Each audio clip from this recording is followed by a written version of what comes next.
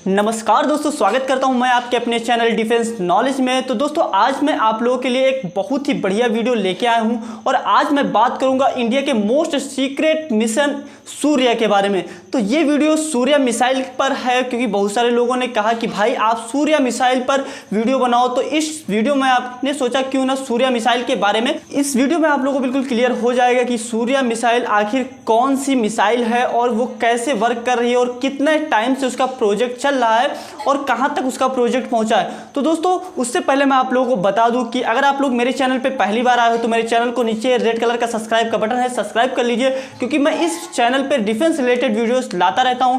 So guys बिना कुछ देर के वीडियो को स्टार्ट करते हैं। दोस्तों 1994 से 1995 में बहुत सारे ऐसे न्यूज आए कि इंडिया एक ICBM मिसाइल पे वर्क कर रहा है।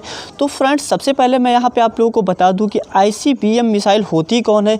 ये मिसाइलें वो मिसाइलें होती हैं जो कि एक महाद्वीप से दूसरे महाद्वीप तक वार कर सकती हैं।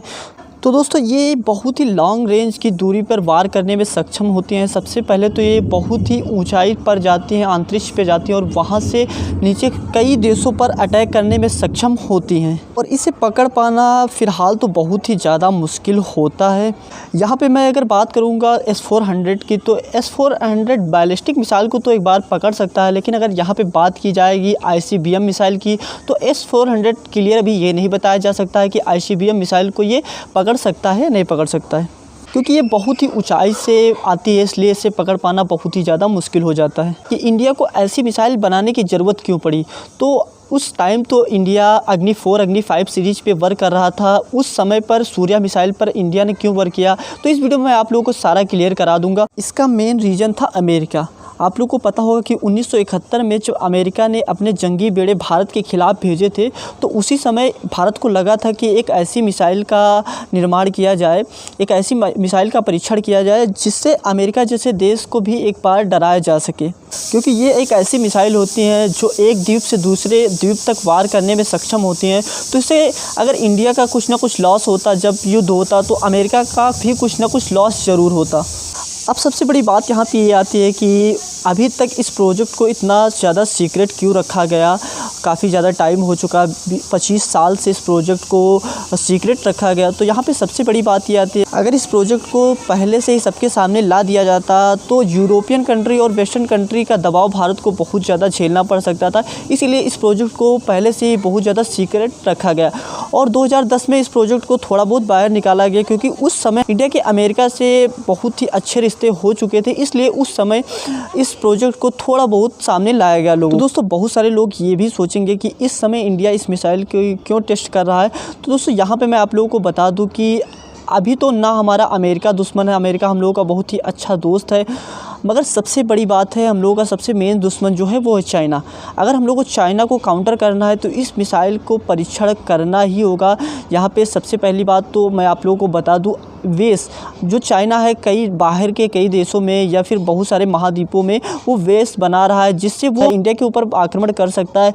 तो उसे ख़त्म करने के लिए इस मिसाइल का परीक्षण बहुत ही ज़्यादा ज़रूरी है यहाँ पे। तो इस प्रोजेक्ट के बारे में आप लोगों को थोड़ा डिटेल से बता दूँ जिससे आप लोगों के थोड़ा दिमाग में चित्र बन जाएगा कि ये प्रोजेक्ट का एक कैसा प्रोजेक्ट है। तो दोस्तों जो जानकारी मैं आप लोगों को देने वाला हूँ ये अभी गवर्नमेंट ने कंफर्म नहीं किया, बट लगभग लोगों का अनुमान यही लगाया जाता है कि ये कुछ इसी प्रकार से होगी।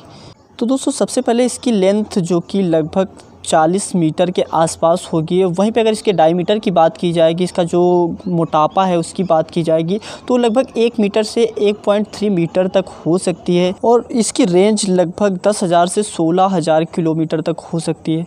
ये लगभग 5 से 10 वारहेड एक साथ ले जा सकती है। ये 4 से 5 देशों पर एक साथ वार करने में सक्षम होगी। ये काफ़ी ऊंचाई से जाकर कई देशों पे एक साथ वार करने में सक्षम होगी और इसका वेट लगभग 55,000 किलोग्राम तक हो सकती है और इसकी स्पीड लगभग 24 मैक तक हो सकती है। मतलब अगर मैं आप लोगों को नॉर्मल तरीके में बताऊँगा तो लगभग 30,000 किलोमीटर पर आवर की आसपास हो सकती है।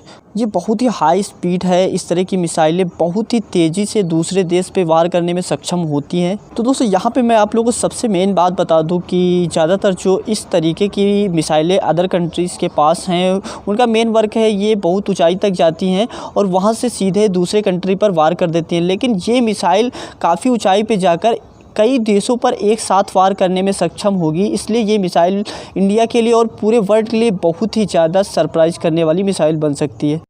तो दोस्तों यहाँ पे मैं आप लोगों से एक क्वेश्चन ज़रूर करूँगा कि इस मिसाइल के बारे में आप लोगों के मन में कौन सा ख्याल है और नेक्स्ट वीडियो मैं किस टॉपिक पर बनाऊँ, इसके लिए आप लोग नीचे कमेंट्स बॉक्स में कमेंट्स कीजिए और मेरे चैनल को सब्सक्राइब कर लीजिए, क्योंकि इसी तरीके से मैं डिफेंस रिलेटेड वीडियो इस चैनल पर डालता हूँ।